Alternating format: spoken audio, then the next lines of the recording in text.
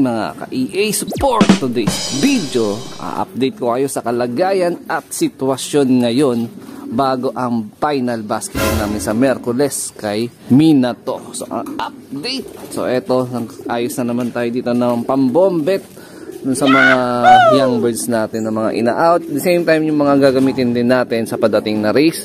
So ito yung binabad ko na Integra 3000. So usually, gaya sabi ko, nagbobombit lang ako pag 10 days old pataas na hanggang bago iwalay. Pero pagka naiwalay na natin, ayan, nahayaan na lang natin sila nakusa, tumuka. Supportan natin to sa mga breeder para hindi sila malaspag. Kaya kung mapapansin nyo, kung sakali mahihipon nyo yung mga breeder ko, kahit niwinalay na natin yung mga young bird, buo at mabilog pa rin yung mga katawan ng mga breeder ko. Pwede na! All herbs probiotic natin na na-deform na yung pinaka-bottle gawa ng nag-expand na ng todo dahil sa pressure. Ayan, dahil sa pressure nagkaroon siya ng maliit na bitak doon sa may takip. Kaya bahagya sumingaw ng konti tapos natapon. Ayan, medyo nag-moist dito.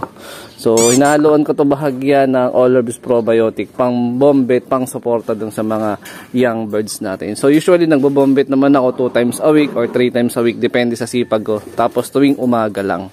Ayan, so ito nga mga kalapatids, yung ating warrior para sa nalapit na final lap natin sa Sabado at Linggo. Ayan, so sa Merkules na yung pinaka-loading day namin.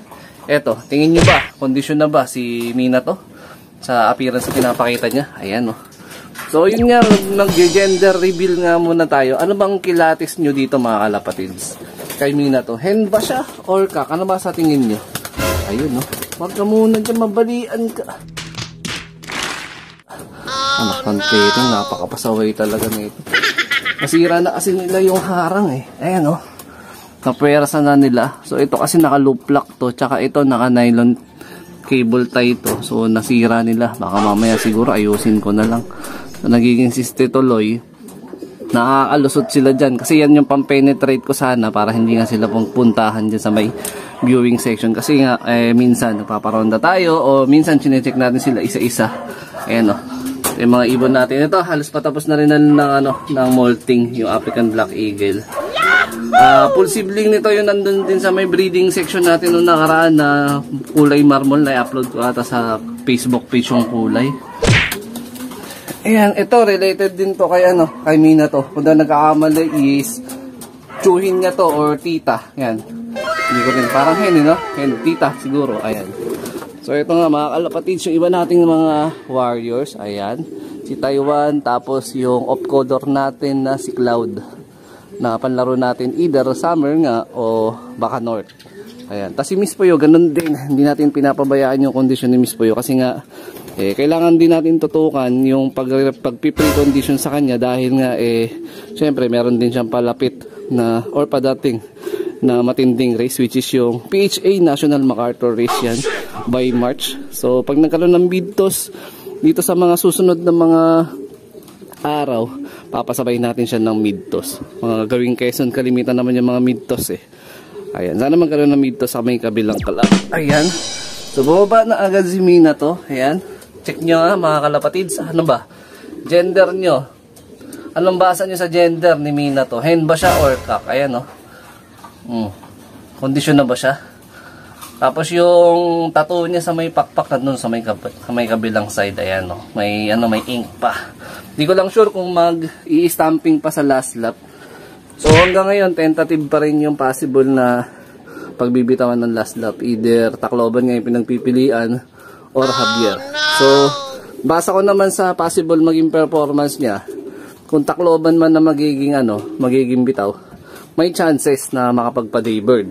Kasi nga, nung uwi niya nung nakaraan na Katbalogan, maaga-aga pa yon, past 4 lang yon or kulang-kulang 4:30, So, yung air distance kasi ng Katbalogan, papunta nga dyan sa Tacloban is nasa 60 kilometers, Kung sakali mag-a-adjust at bibilis siya, kaya niya umuwi ulit ng ganong oras, alas 4 or 4:30, kung Tacloban.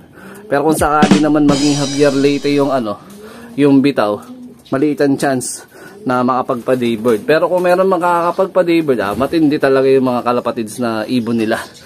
Tama po ba yun? Ayan, pero tingin ko usually naman pag Javier MacArthur second day na nakarera, nakaka-uwi yung mga ibon.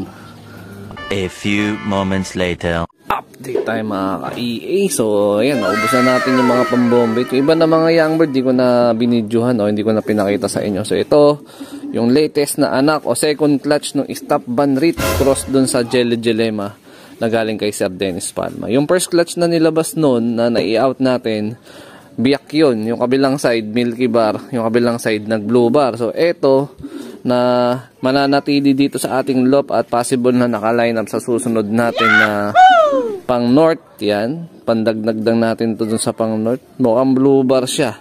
Akala ko noong umpisa magmimistisa, magmimilky bar eh. Pero hindi, ayan siya oh. Nag Blue Bar eh. Ayan oh. So nandito yung parent, papakita ko na rin sa inyo. So yung Milky Bar dito, sana ayan oh, grabe oh.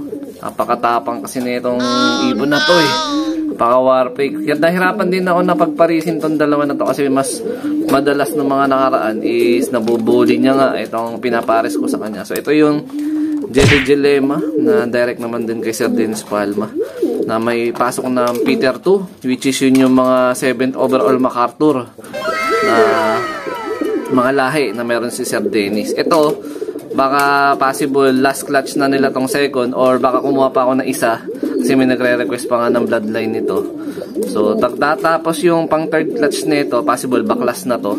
Tapos magko-cross na ako ng lahi niyan dito kay Batusay kasi ito nga nakasalang nila is naka-reserve na rin. At possible ito na talaga yung possible na last clutch nila. Ito si Batusay, yung tatay ni Minato. Ito rin yung direct ng nanay ni Minato, si Reiso. Ayan. Yung kulay pula, kulay tsokolate. Ayan. So, babaklasin ko na sila pagtapos ng clutch na yan. Yun, possible na susunod na pairing nga natin. Itong Gelema. Cross dito kay Javier Leyte. Tapos, ito, possible by next month naman din. Related pa rin to kay Nina to. Full sibling niya yan. Ipapares ko na rin dito. Sa anak. O rektang anak naman din to ni Weapon X. Which is related pa rin to kay Batusay kasi nga kapatid to sa tatay. 75 years later. Ayun na nga mga ka-EA. So nandito na tayo sa ating pagre-releasean ng ating toss. 10 km toss yan. So party pa rin to ng pre-conditioning at pag-aanda ng ating last lap para sa darating na Sabado at Linggo. So yung pinaka-final load namin is sa Merkules na nga yan. So eto si Mina to, tsaka si Miss Puyo, ayan sila. So nandito tayo ngayon sa pagitan ng Robinson, XM Fairview, tsaka Fairview Terraces. Ayan. So dito tayo magbibitaw ngayong umaga. So good luck sa nalalapit na race natin. Naway magkaroon tayo ng magandang resulta at makahabol pa. Ayan. Dito ko na lang siguro ilagay. Ano ba? Hindi, baka sumalpok. Dito na lang, dito na lang. Isa muna bibitawan natin. Miss Puyo muna. Oh, sige na. Layas na. Ay, putik yan.